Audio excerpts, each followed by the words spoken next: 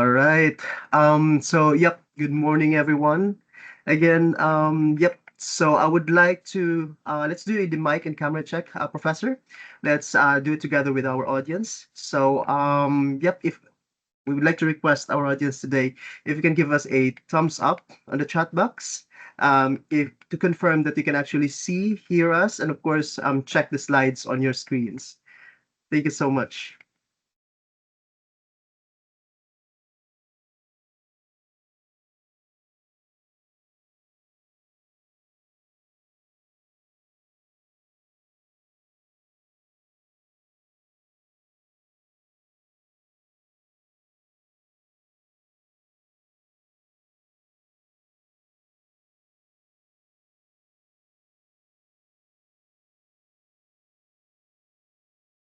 Okay. All right, again, I would Well, like to see some, yeah, I would like to see some thumbs up from our audience today, for the attendees. If you can, if you can see and hear us, of course, see the slides on your screens. Thank you so much.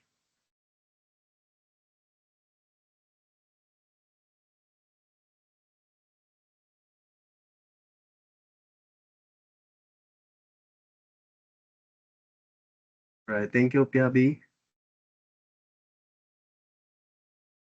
How about the others? We have number of attendees today. Can you see and hear us from your end? Please send us a thumbs up on the chat box.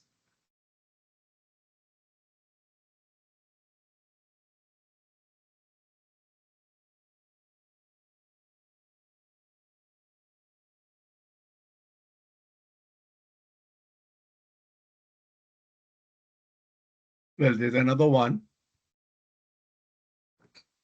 There's another one. Thank you so much, Jella. Thank you for confirming. Thank you.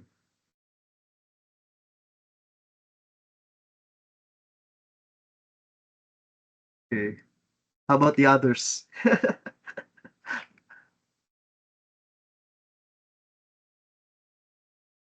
How about the screen, guys? Good. I can still see few who are not confirming. We just want to make sure because this will be a very important discussion today. I mean, a very um important discussion today about doctoral research. So we just want to make sure everyone's actually.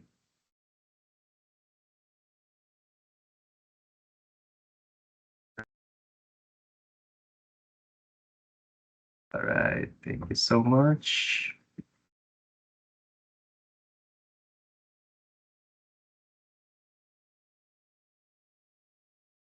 Thank you, Luis. All right. So yeah, I can see we have attendees here. Thank you so much, guys, for being with us today. My name is Marvin. Allow me to introduce myself. My name is Marvin, one of the course advisors here at EIT, and I'm actually based in the Philippines. And together with me is Professor Akhtar Kalam, who will be presenting to us today's topic. Okay, today's webinar. All right. A little bit of housekeeping. So we just want to make sure everyone's focus will be on this topic. So we would like to request everyone to please disable those notifications, okay, from your phone, from your laptop, and also the instructions are in your screen for the teams, okay? And then there will be a Q&A session afterwards after the presentation. So if you have any questions, you can put it on the Q&A section or perhaps on the chat box, and we will attend to them. And once the presentation concludes, okay? And then, yep, for common questions, copy of the slides and of course the video recording of this presentation, this webinar, will be sent to your email address for those who have registered and I mean, until the end of the presentation. We will send it to you in the next 2 business days. So just kindly monitor your junk mails as well because those emails sometimes go straight there. So just kindly check that out. So I can still see, Professor, I can still see some of the attendees coming in. So, All right. For those who just came in, can you please confirm if you can see and hear us, and of course check the screens. Thank you so much. Send us a thumbs up on the chat box. Right. So, guys, again, welcome. And today's webinar would be about ethics and integrity in research.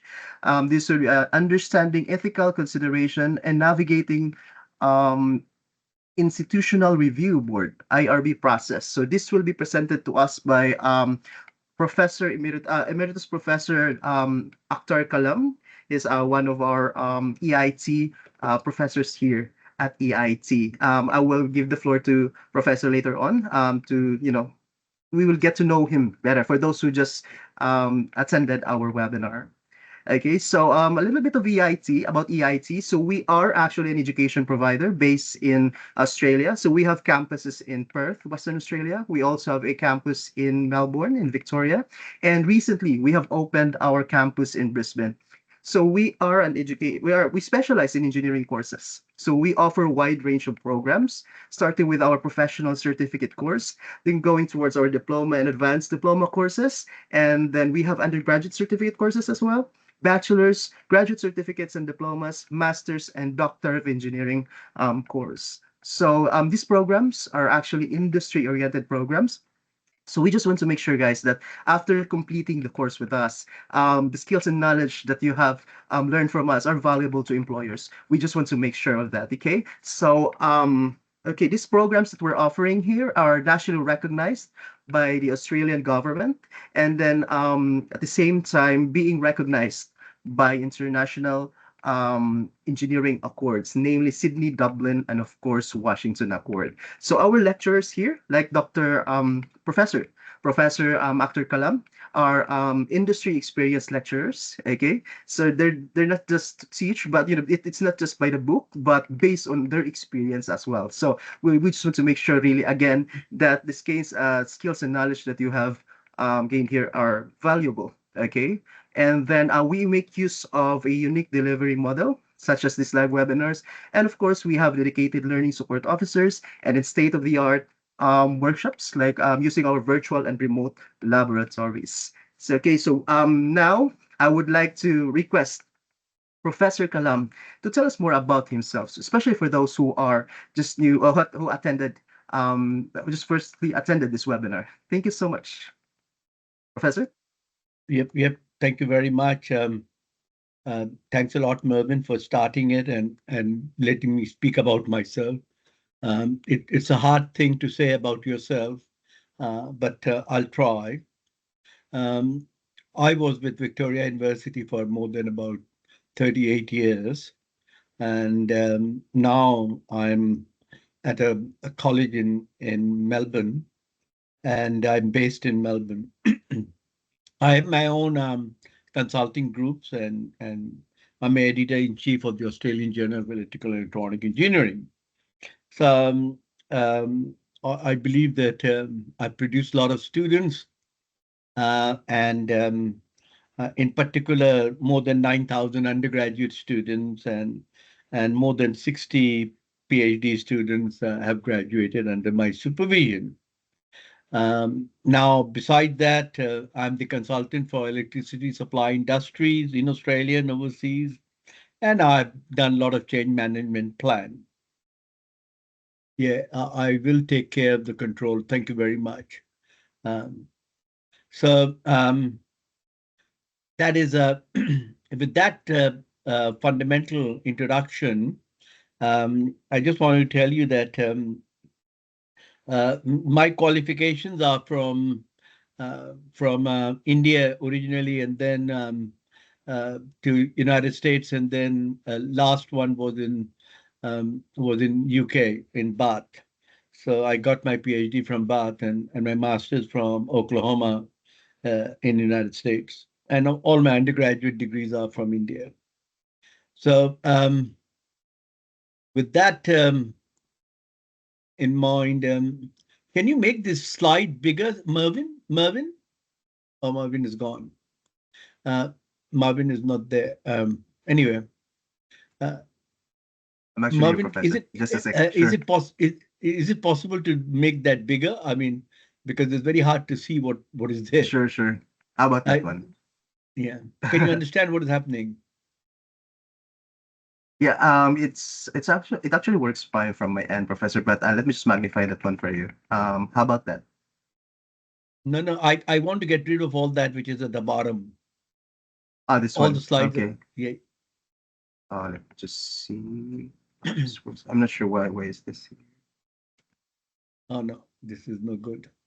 This become worse. Okay, just a sec, Professor. Let me just Yep. request a assistance with the Professor. Just a sec. Hi I know. everyone. Hi Marvin. Professor Kalam, Tipiso Yep. here.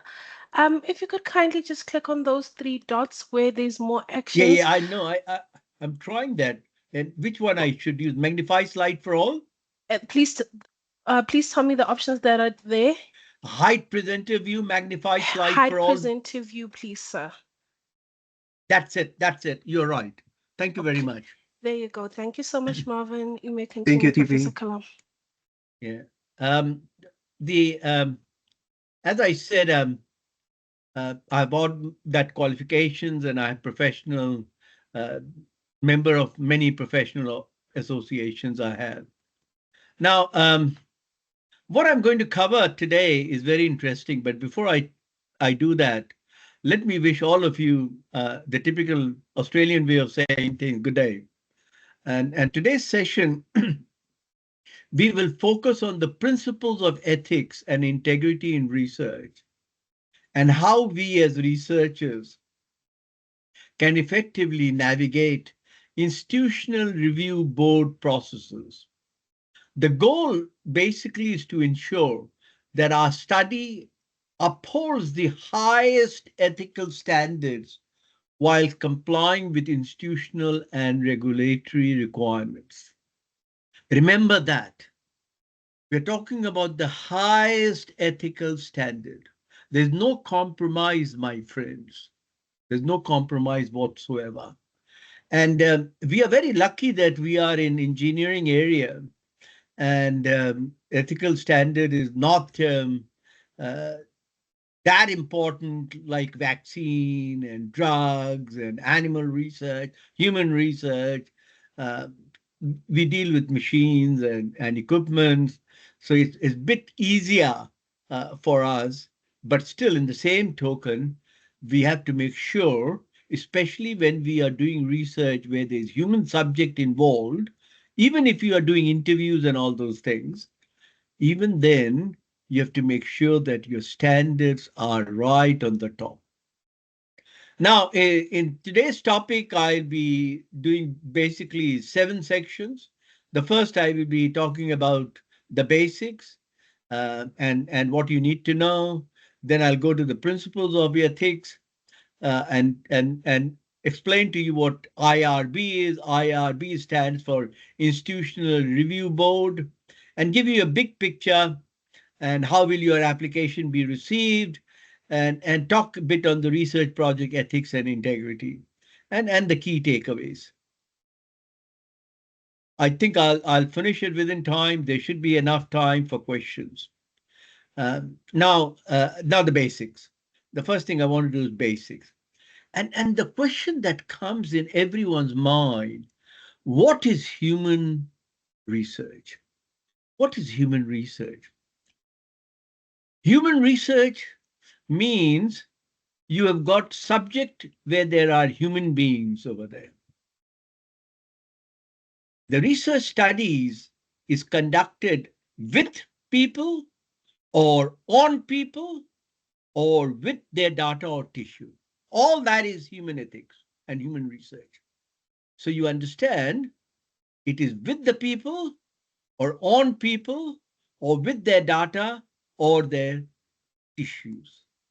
So that is what is human research is all about. Then what is the values and principles of human research ethics? And we see that it creates a very, very robust foundation for researchers.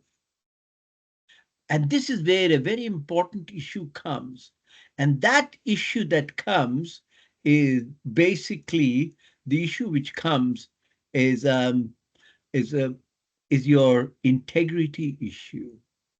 And integrity comes into play, and it's a very important issue that you realize that this integrity comes in. Okay. Um, so that is where the integrity issue is there. And that is what it is, that the research that you are doing, is it worthwhile? And does it give you any value to the community, or just a theoretical type of work that you're doing? Also, it talks about the respect for human beings. Must realize that we recognize that each human being has a value. Whether it's in self or herself, everyone is valuable. The third thing is beneficence. This is the obligation to maximize possible benefit and minimize potential harms. We don't want to create any harms to individuals. And the last thing to make that foundation for research is justice, especially when you are addressing the resolution of the question of who ought to receive the benefits of research and bear its burden. I mean, nowadays, in Australia in particular, we have to sign documents if there are students who are working with arms and ammunitions, something that could be of use to countries where human values is not really respected. So we have to declare the intention right in the beginning. Then who are the participants? As I mentioned, the focus is on people. And whoever there is who is getting impact because of the research that you are doing, either concurrently or retrospectively. And let's see some participants.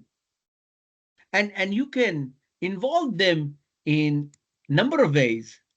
First of all, the one thing you can do, and this we do in many times when we are doing surveys, interviews, or focus group. Then, if you are doing some psychological or physiological or medical testing or treatment, this is a very, very difficult area, especially medical research. It's a very difficult area. And if it is psychological and physiological, it makes it harder still. Then, if you are being observed by researchers because others are observing what you are doing, and then research having access to personal documents or other material. That means you somehow or the other have documents which is personal in nature, either of yourself or someone else. So then what we do is we look at the collection and use of body organs, tissues, fluids, or exhale breath. So anywhere where there is human tissue, I told you, anything with human organs, it's a very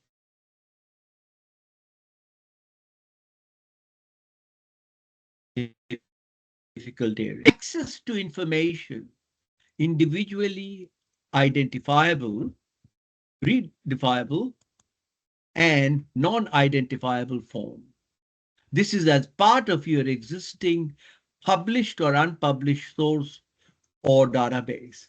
Remember, you cannot reveal the names of individuals because that is going to create a lot of problem to you at a later stage. Someone can sue you for doing that. And you need to take permission. Without the permission of the individual on whom you are doing research, you cannot publish anything. So, before I start, what do I have to know? What do I have to know before I start? I need to know something before I start. The first thing I want to know, the first thing I want to know is what I called the Australian Code for the Responsible Conduct of Research.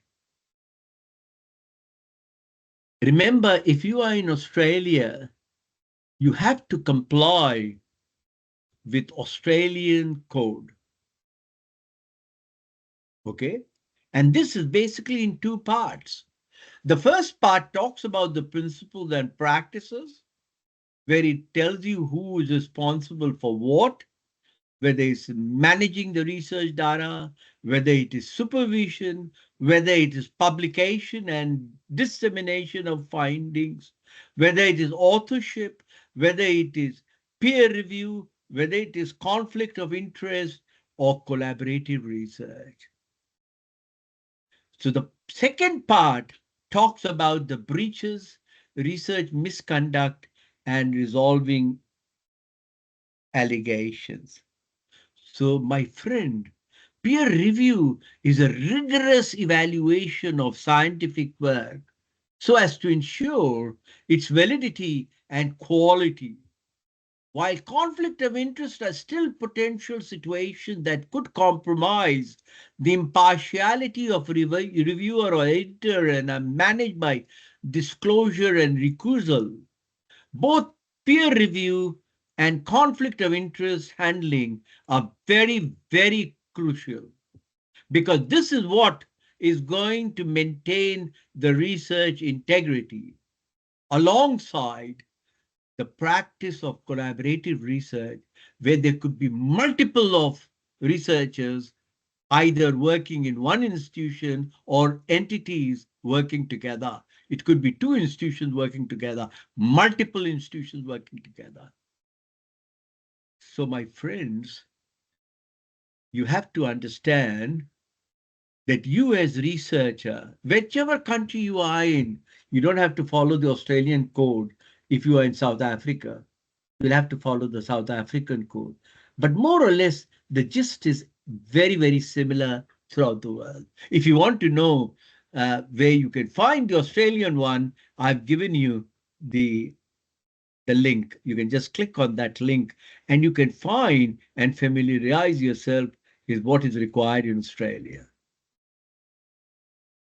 Now, my next thing I want to do, the next thing I want to do is fundamentally talk about the national statement on ethical conduct in human research. I want to make sure that you can understand that I want to promote not research, not sound research, but ethically sound research. And to do that, remember, my friends, in order to do that, you have to respect and protect all the participants. Also, you have to foster research that is beneficial to the community. We're doing a lot of research for the community. The engineering profession is renowned, especially nowadays with all the work in solar panel and wind turbines. There is a lot of community involvement. So you need to clarify the requirements of what the role of institution is and what is the role of researchers. If you want to make sure that you are doing work which is ethically designed, ethically conducted, and you are disseminating the research on an appropriate manner, especially when you're working in human research. So that is my first responsibility. The second responsibility is to review bodies in an ethical review of research. So you as researcher have to familiarize yourself with this national statement. You have to familiarize yourself with this national statement. If you want to conduct your research where there is human participants involved, again, you can find that link. You can click in that link and you can find more detail about the national statement. Okay, now we go to the principles. Let us see the principles of research. Let us see the principle of research ethics. And the first thing I want to show you, why does it matter? Someone might ask me a question. Why does it matter? Why are you so fixed? Why you are so fixed on ethics? Why? What does it happen? Why does it matter? And many people ask me this question. Why does it matter? My friends, ethics in research is not compliance, not only compliance. It's more than that. It has dignity, rights, and welfare of participants. And that way, you can ensure the trust in all your findings. And you have safeguarded your own personal, professional reputation. If you do not have ethics, there's no credibility. There's no impact. So, why does it matter? Because it's protecting human and animal subjects. It ensures trust in research finding and maintains the professional integrity which is required from the high qualification that you can get. Say at EIT, the highest qualification is DEng. You can't get any other qualification higher than that. And we don't want to do any hanky-panky, and we don't want any harm at all. That is a very important point, that no harm should come, especially to the community. Then the core principles of research ethics, because and that's what I did mention to you before. That is more important than you understand, that you must understand that these principles that I'm going to talk about is basically the backbone of research ethics. It talks about respect. See, it talks about the respect for person. That means you are emphasizing on autonomy and consent. Then it talks about beneficence. That means you are balancing the risk and benefit. That means you are maximizing the benefits and you're minimizing the harm. And the third principle is justice. That means you are trying to make sure that everyone is treated with fairness. That means you are ensuring fairness. And the last thing is integrity. Because integrity fundamentally demands honesty and transparency throughout your research. And at the end, you are accountable for all the action that you've done. You have done the research, you are accountable for it. So anyway, you have goofed up, there is a breach. Now comes my next slide. My next slide is basically the pitfall.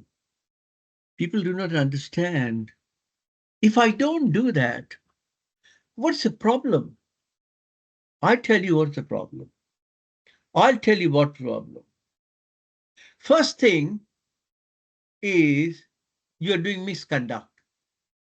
That means, say for argument's sake, plagiarism, a very common thing. And nowadays, it is so hard to know whether the work has been plagiarized or not. With the coming of AI, it is very hard to know whether you have done the work or someone else has done the work. And this is where the important thing is that you falsify your data. That means you're doing fabrication on your data. Just to make the numbers right, you say that this is the number, which is basically false data, which is a very big issue. And there could be other things that comes in. One is conflict of interest. Say, for argument's sake, if you're doing some research and you do not declare that you're getting paid from, say, a tobacco company, and you are trying to promote a product which makes that company great, that is a conflict of interest. So you're doing either for money, fame, whatever the reason is. But if there is a conflict of interest, my friend, then it's a problem. And you have to make sure that you do not breach confidentiality. And it's important that you realize this, because if you have not taken the consent, a proper consent, in fact, you are not doing your job. And sometimes I might go to that extent and say that there are so many vulnerable people in the world, you are exploiting them. So I think that you have to remember that if you are aware of these risks, you will proactively prevent them. You will not do plagiarism. You will not fabricate results. You do not have any conflict of interest. You do not breach confidentiality. You have taken consent wherever required, and you're not exploiting the population. These are very, very common issues. And let's now go to the Institutional Review Board. Okay. This IRB, the Institutional Review Board, is a critical safeguard in research which involves human participants. It has independent committees which reviews proposed studies in order to ensure that risks are minimized and benefits are maximized. And it is protecting the rights and safety of participants. So the committee is independent, my friend. This is the committee, is independent committee. And that committee makes sure that you're following, you're complying with ethics. Then, wherever there's human subjects involved, you must make sure that the reviews research, in particular, IRB, takes human subjects very seriously. And it's balancing the risk versus benefit. Look, my friend, even in engineering, no one can say it is 100% risk-free. There's always some risk. There's nothing wrong with having risk, provided you have measures in place that if that thing happens, you have got the following measures to minimize the risk. And you are protecting the right, safety, and welfare of all the participants. So let us look at the types. And remember, my friend, not all studies require the same level of review. I told you the engineering one is a bit less because there is no human, majority of the projects does not involve human subject. So the level of review can be different. Some are exempt, some are expedited, some are sensitive, especially where there's high-risk studies. If there's high-risk studies, then you might have to go to the full board. So understanding these categories helps you to plan your timetable and chalk out your compliance strategies. So say if there's a project which has got minimal risk, you can go to exempt review. Okay. especially if you're doing surveys or some educational things. If it is a low-risk project, where the risk is low, you can do minor changes in the approved research, and that's what's called expedited review. The full board review is more than the minimal risk, and the topic is very sensitive, and it involves vulnerable people or vulnerable groups, like COVID-19. Okay, there you cannot say that this is the minimal risk. Populations after population got decimated with that COVID-19. And it's a very sensitive topic. Even today, people are not sure whether they should be taking the injections or not. So it's a very, very sensitive type of thing. And there are a lot of vulnerable groups. There are a lot of people, especially in the United States, who do not take injections with whatever their beliefs are. So that has to go to the full review board. We understand that there's an issue, but we have to work around it. Now, let's try and navigate this process, the IRB process. And you can successfully do that if you are prepared. And if you are prepared early in the program, not just before submitting your thesis. Remember my word, take my word very clearly. You do not do ethics application when you are going to submit the thesis. That is too late. You should do right in the beginning, because the ethics committee might come and ask you to do work which could completely jeopardize your doctoral program. So do early preparation is my first cue. Second is that build the ethics in your proposal. When you start the work, build ethics inside it. So once you apply, expect revisions and clarification. No one is going to give you a clean chit.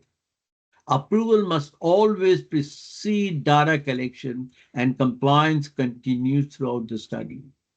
I have found many supervisors saying, look, start the work and we can get the ethics later on. No, don't do that. You must remind the supervisor that this is wrong. You must get the ethics approval before you start the work. So remember, you've got a research proposal, you've got ethics in it right in the beginning. Then you submit the IRB application, all the documentation, what is required. There's no harm if there's a risk, but you must have mitigation to the risk too. Respond to all the feedback that comes from the institution review board, right? And do any modification that's required. Some could be very large modification required, some could be very little. But before you start collecting data, make sure you have the approval and maintain compliance, whether changes in report, adverse effects, immaterial. You have to maintain compliance. Okay, now what is the best practice? This is a very interesting question. You've done the submission, but what's the best practice?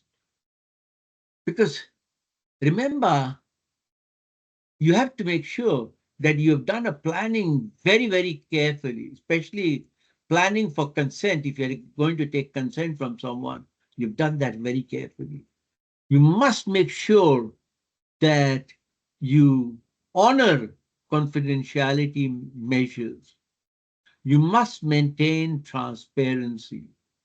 All stakeholders, whoever they are, you must report issues promptly and be honest in dissemination, because this is very, very crucial.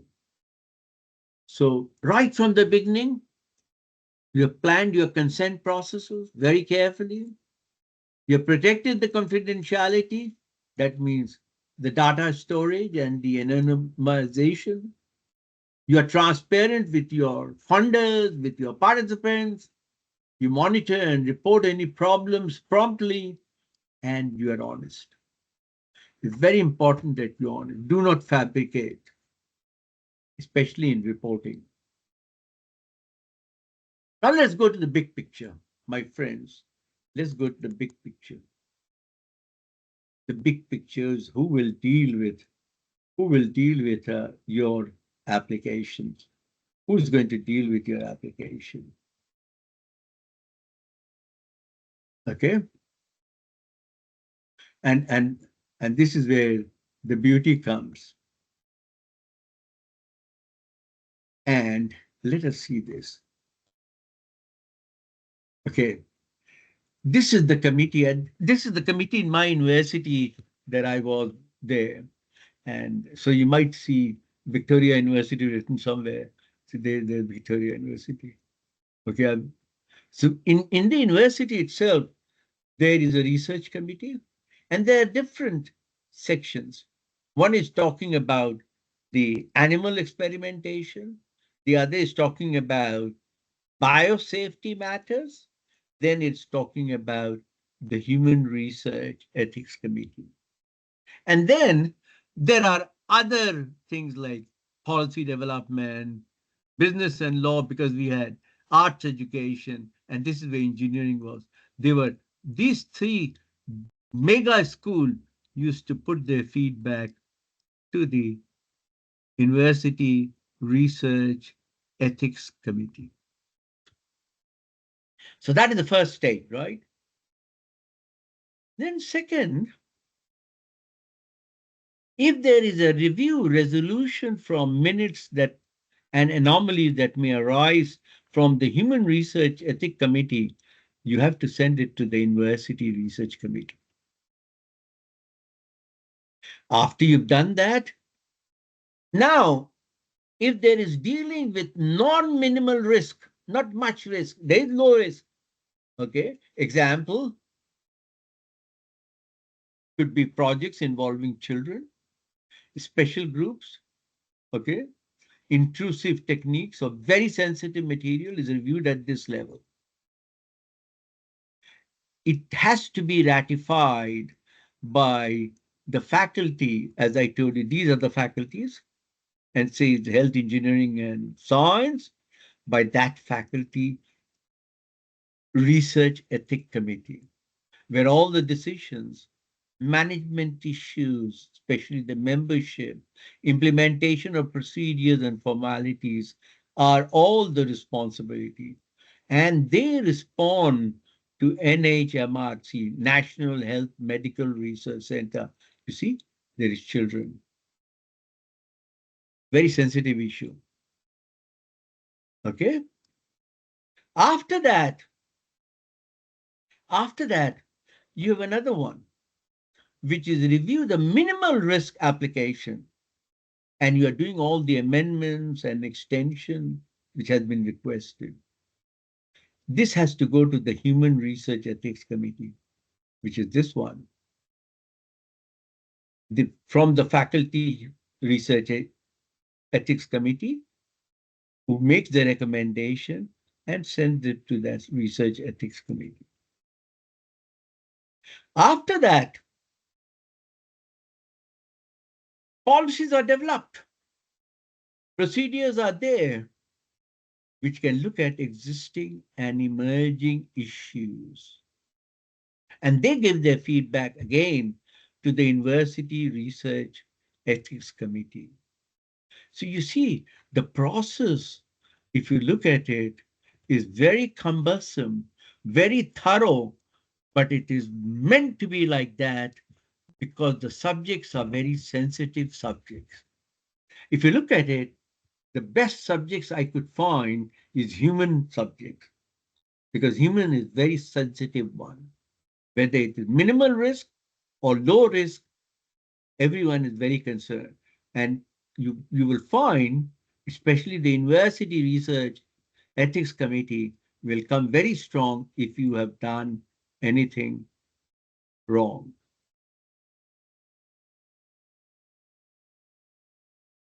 Now let us look at the research project, ethics and integrity. Let's look at that. Let's look at the research projects and ethics and research committee. In particular, I want to talk about the admin group, in particular, the ethics and biosafety admin group. Because it's important that you realize that this one, which is there, it's administering the policies and procedures which is established by the committee, as well as those established by the Commonwealth and state legislation, and it has its code. It reports to Commonwealth and state authorities and the regulatory agencies. It resource reviews and inspects facilities and ensures currency of scientific establishment licenses. It provides specialist information and advice to committee members, to staff, to research students regarding human research ethics, animal experimentation and animal welfare, and wherever there is gene technology and biosafety involved. It promulgates the requirements of code of conduct for research and the national statement. You remember right in the beginning, I talked about the code of conduct and national statement so that your research could be facilitated at your institution itself. So you see, this committee is important because it administers all ethics application, whether it is for AWC, which is Animal Ethics and Experimentation Committee, whether it is for IBC, which is Institutional Biosafety Committee, whether it is for HREC, which is either the central one or the faculty-based one, which is the Human Research Ethics Committee. It does all the initial review of all applicants. All application has to go through them. It serves committees and develop agendas.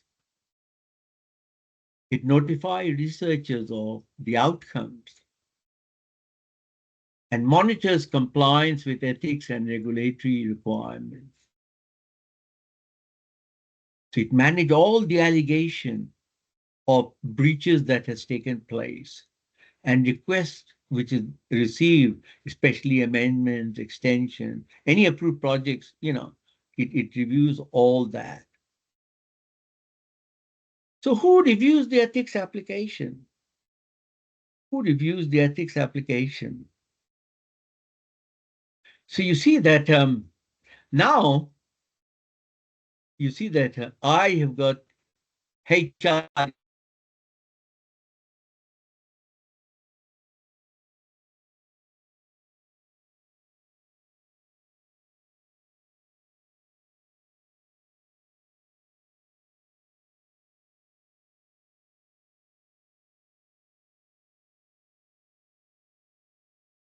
which reviews your minimal risk application, any discomfort which is there, any negligible risk, whether there's any inconvenience.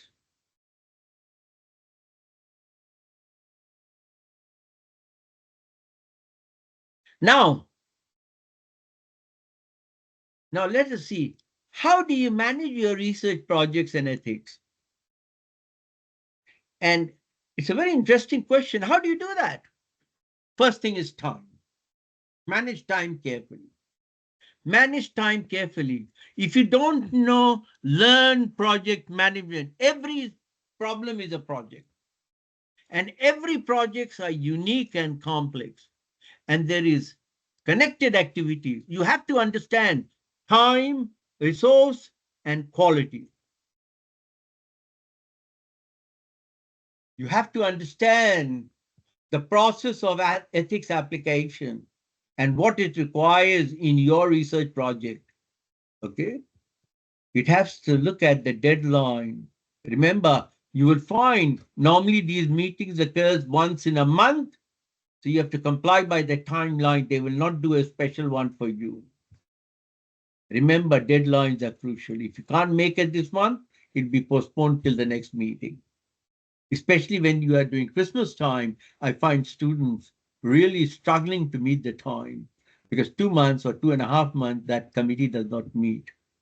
And if you need to address amendments, if there is, you might be taking more time than expected. Okay, now let us see, how do you define research at integrity and ethics? And look at this. If you can adhere to the ethic principle, and if you can maintain your professional standards, then you have done the job. Because then you have taken responsibility to conduct research in a professional manner. So my next thing which comes is the integrity. Research integrity, my friends, is an integral part of the following stages in the research process. You have to plan your research, you have to conduct the research, and you have to disseminate the results. So, in fact, all the three things, planning, conducting research, they're all very important. It's not only publishing the results. You have to make sure that you plan properly, then you can conduct the research. If you have not done planning, you can't do it.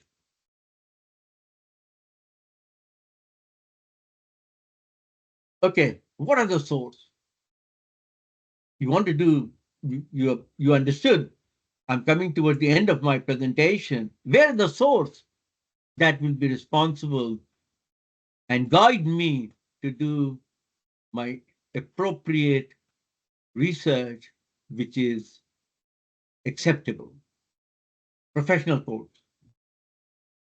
Professional codes are important, and you've got code of conduct, legislation of the government, institution policies, especially where there's human subjects, animal subjects, research misconduct, conflict of interest, all that will be there in the institutional policy. And if there's personal values and responsibilities on you.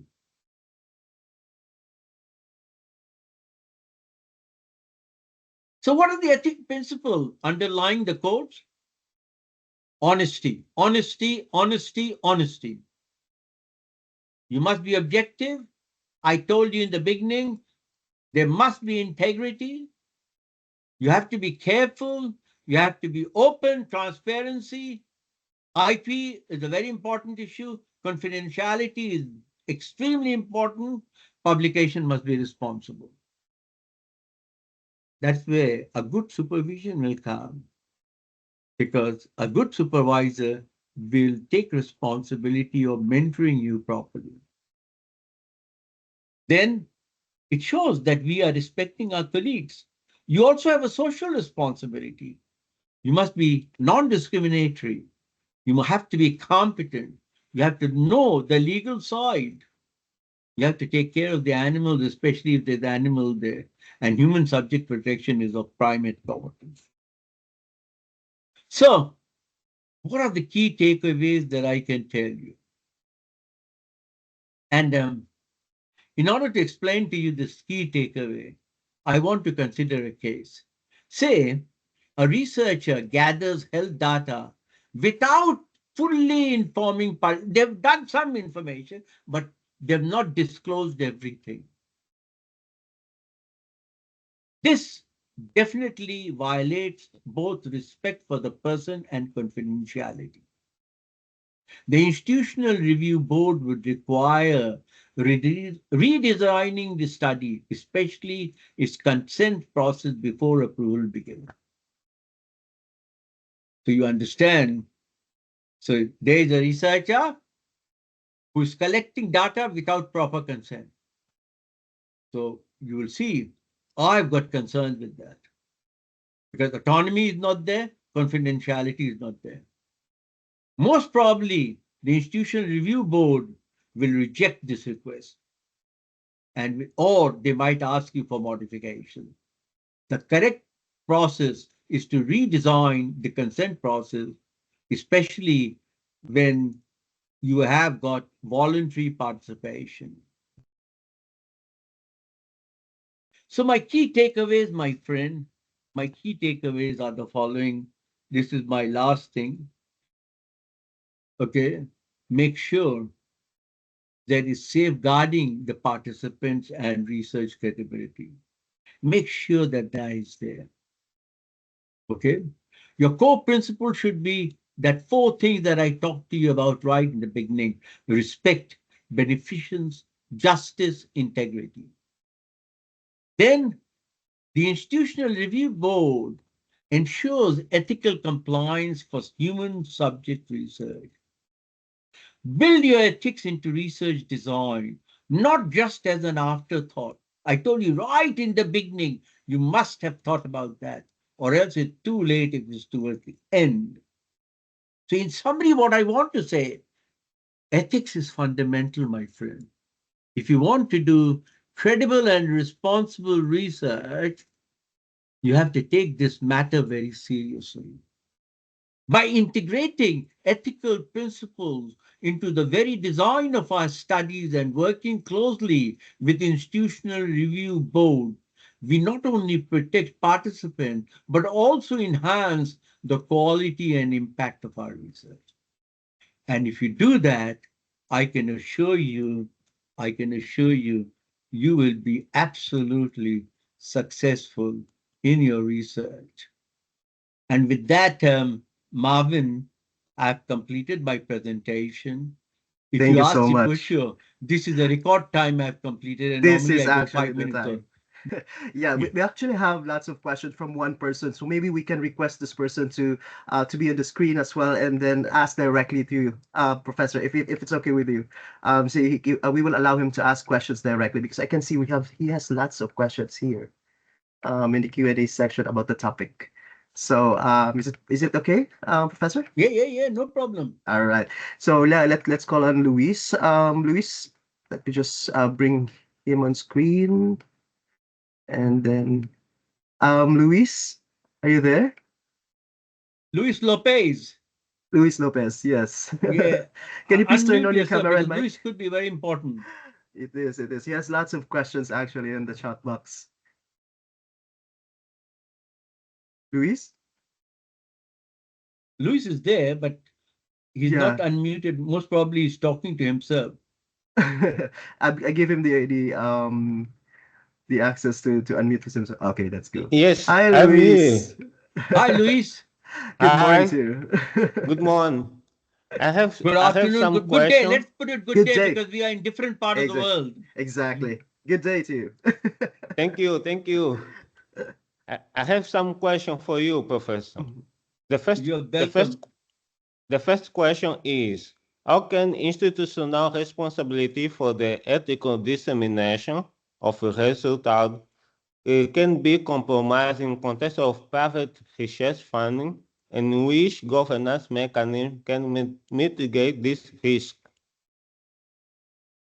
Look, this is a very hard question. And I can only talk about Australia. There will be nowhere on the earth any government interference in the research, irrespective of whether there's a revenue coming. And the best example I can give you is for arms sale, and say things like that, which can bring a lot of money, and the government would like to do it. But I don't believe any IRBs would allow that if there is compromising the ethical nature of the research. This is a very difficult one, and I've seen and heard there are some countries which allows it and puts a close eyes to that. That type of thing in many of our part of the world will not be allowed at all. However strong the government can be, we will fight against it. We as academics will fight against it. And I'm sure policymakers will fight against it, irrespective of the president coming in the picture or the prime minister of the country coming in and wants to get it because there's going to be revenue coming, because there's a conflict of interest. Can you understand, Luis? Yes, I understand. And if possible, you can send me some email about this information for Yes, understand Luis. So better. thank you, Luis. Luis, So we will be the presentation will be sent to sent to you. you. Sorry, Marvin, you Yes. better say it. I don't Yes. want to So take your glory. no problem. So basically, we will be sending this video recording of this webinar as well as the PDF slides to those who have registered. So I believe you have registered, Luis, right? So you should be able to receive this for the next 2 days. Okay? Thank you, thank you. For the next Thank you. question, I have one more question for you, Professor. Yes, yes. For example, since plagiarism can compromise the scientific integrity of the study, what strategy can be adopted to avoid in a collaborative environment? This is what is done by the various committees, and the strategies are not simple and not straightforward. Sometimes, Luis, one problem can come if you have programmed yourself for 3 years, you find that you're going more closer to 4 or 5 years of your work because your work has not been completed. You're trying to comply with all the requests that has come from Human Research Ethics Committee, not only of the institution, but also of your faculty and also within your school and department. So you will find that that might happen. And believe me, Luis, no ethics committee will compromise just because they want to make sure that you finish in that 3-year period. In particular, nowadays you find so many human research work being going on, especially with pandemics and viruses and other things, and new vaccines coming in, unless and until it's properly administered and tested it out, no one is going to approve that for human consumption or for human injections. Is that clear to you, Luis? It is clear for me. And one more question, if it's possible for you, I have one more question. I've got no problem. Okay. I'm the slave of Marvin. Whatever Marvin says, I do. Yeah. Okay. Let's do the one question, Professor. Yes, I think that is the last question. How can the ethical design of the research purpose anticipate and mitigate emerging risks, especially in the study involving vulnerable population or sensitive data? I Yeah. was The the trick is, Luis, is that if you can think about the proposal lot before you started doing the research, that is the trick. Remember that.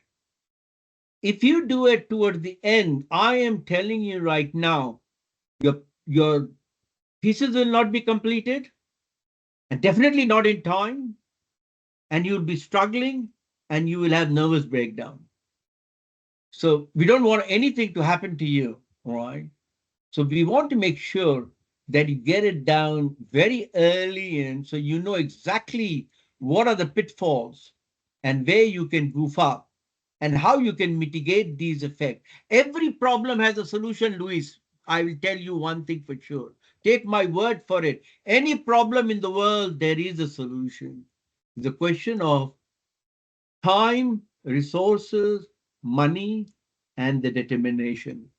If you have those 4 qualities, no problem can, uh, uh, all problems can be solved. There will be no problem which has got no solution. Every problem has got a solution. But remember, the trick is to do it early.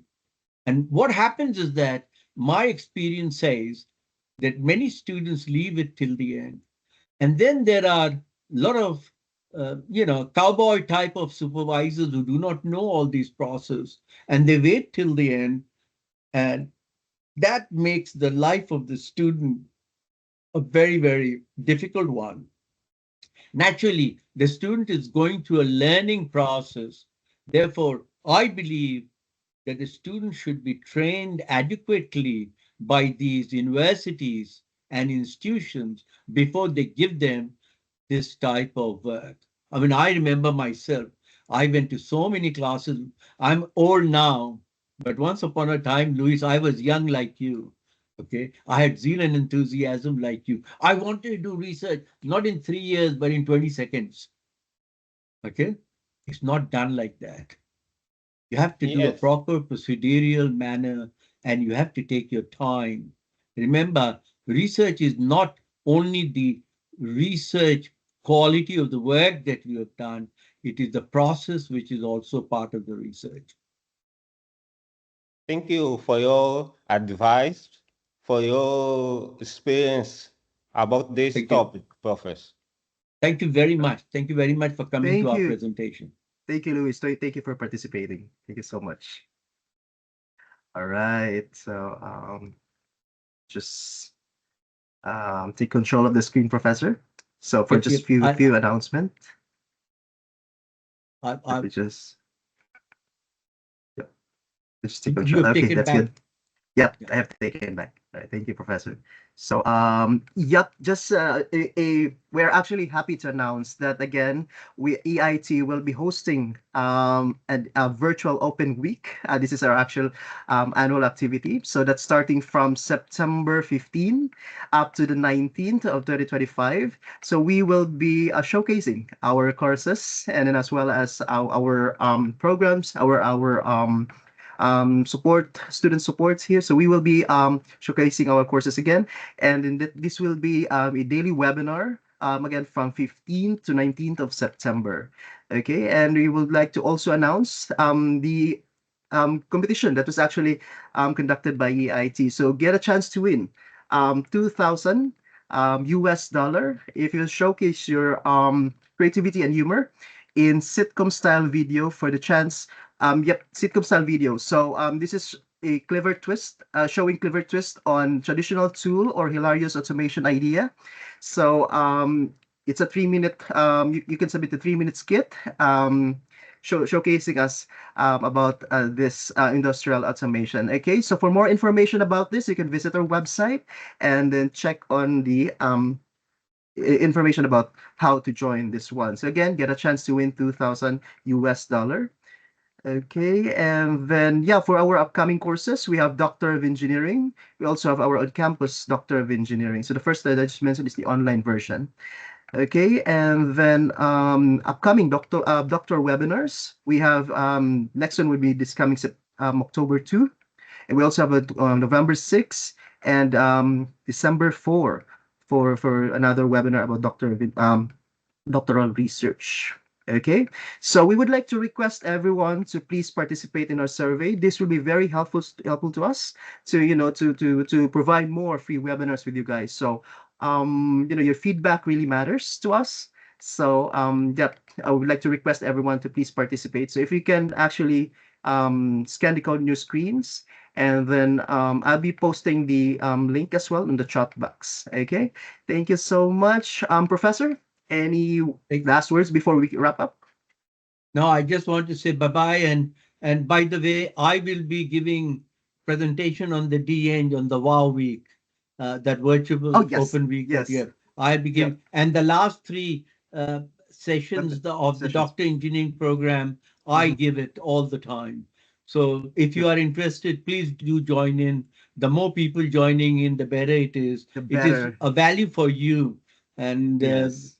EIT is spending a lot of time, energy, and money in order to make sure that not only their own students, but anyone interested in research, not necessarily PhD, it could be anything, any research, your own research, or DEng, your PhD, or whatever you want to do research on. All these topics are very handy.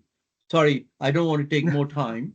And but, of course, but I Professor. just No problem, Professor. Yep. And of course, we're actually here, course advisor team, to assist you with any inquiries that you may have. So please feel free to visit us. We're actually live on chat on the website, and also give us a call here. Of course, we'd be happy to Desculpa, assist you.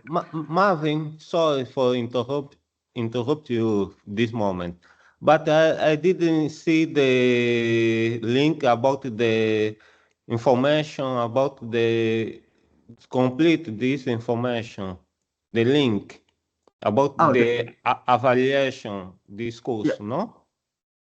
Are you referring to the survey? To survey. Thank you. I'll be posting that on the chat box. Okay, you can see that after this. Okay, thank you. Thank you, thank you, Luis. All right, so again, thank you so much. And again, my name is Marvin, together with Professor Kalam. We would like to thank everyone who has attended this webinar, and we will see you in the future webinars as well. Thank you. Thank you, Professor. Bye. Bye-bye.